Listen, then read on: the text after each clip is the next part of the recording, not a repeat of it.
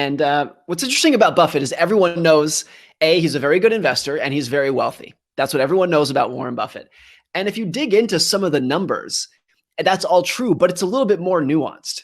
And really what it is Buffett is a good investor, yes, but his secret is that he's been a good investor for 80 years. And the time that he's been investing for, the fact that he's 90 years old today and he's been investing full time since he was 10 is really what makes all the difference in the world. Because I point out in the book that 99% of Warren Buffett's net worth comes after his 50th birthday. It was accumulated after his 50th birthday. And 97% comes after his 65th birthday when he qualified for Social Security and could have retired. Now, this is so important because if Buffett was like a normal person who retired at age 60, you would have never heard of him. He never would have become a household name. He would have retired to some beach in Florida to play golf with a couple $100 million, as there are like hundreds of those people in Florida. You never would have heard of him.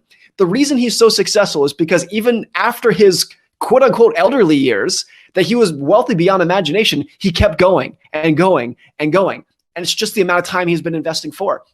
And this is so important for investors because so many of us focus and spend so much time and energy trying to answer the question, how did he do it? And lots of other investors, how did they do it? How do they invest? How do they think? What are their skills? And we go into grand detail with Buffett about things on moats and how he thinks about business models and all these other, really complicated topics, which are great. And you can learn, those are important topics. But the number one reason he's so successful and so wealthy is because of the amount of time he's been investing for, which I think it's almost too simple and basic for people to take seriously. People who work in the industry want to think that it has to be more complicated than that. And it's also kind of disheartening for some people to hear. Some people want to read a book and say, what is the secret that I can learn today that I can start putting to use tomorrow? That's what everyone wants, the secret formula.